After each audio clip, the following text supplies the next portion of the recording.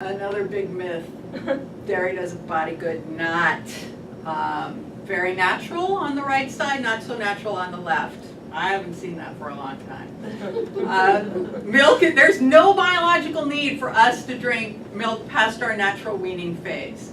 Now, milk is very good for calves. In fact, it can grow a very small calf into a big cow in a couple years.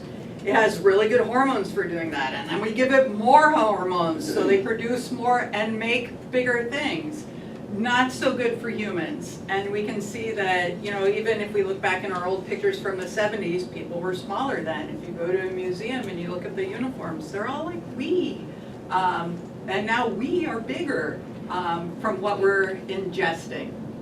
Also, in most milks, they're pasteurized, the live enzymes are gone, but the lactose in milk, we're lacking after 3 years old, the ability to process that sugar in it, and that ferments in our gut, and that's where we can get bloating from dairy products as well. There's lots of really great alternatives with nut milks or no milk, and so on. We don't need it.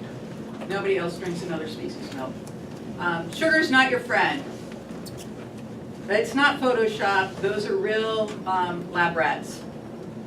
In the pharmaceutical industry too, they use sugar in addiction studies because with the regulations in the animal testing industry, if they're testing a drug for opiate effect, it's really hard to manage with the FDA that those drugs aren't getting out with the other people in the labs.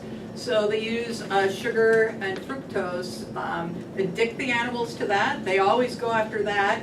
And then they take it away, and then they test their drug with it. So it's very interesting. It really just goes to show how addictive sugars, especially white sugar, is to every body.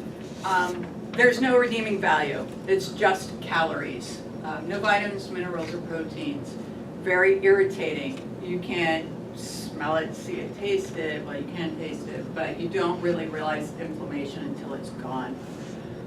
Makes your brain cells funny and can make you very angry. We've all seen the commercial of the hangry people. ADD, cancer too. Sugar feeds cancer. A lot of cancer diets are sans sugar just for that reason. And you know, it does make us, you can see that. We eat a lot of it, 180 pounds a year. Where is it? It's not on my table. Well, it's hidden in a lot of things. Alcoholic beverages, lots of condiments, processed meats, just where you would never think it is. Unfortunately, when you say, yes, I'm going to do this, I'm going to beat the sugar, I'm going to read the labels, when you go out there and do it, it's so disheartening. Because you're like, how can I do this? It's everywhere. It's so pervasive. I can't make one simple buying purchase without being faced with a sugar decision again. I understand that. It is a really, really hard thing to get past.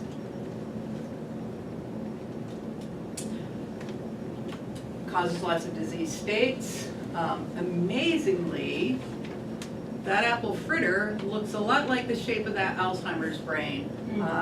Sugar causes many things. It's actually being referred to as type 3 diabetes now.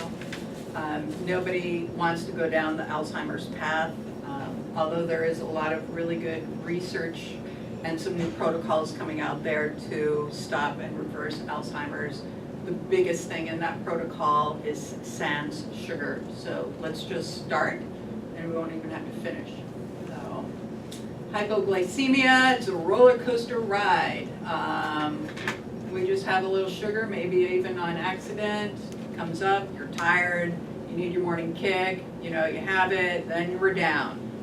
Comes crashing down, you want it some more, you're tired, you're cranky, I know what'll fix it, I'm gonna go get that Milky Way, or I'm gonna hit Starbucks, and even if you're like, well, I'm not gonna get the flavor shot, but I'm gonna get the almond milk, guess what, sweetened, it's happening anyway, even though you don't know it.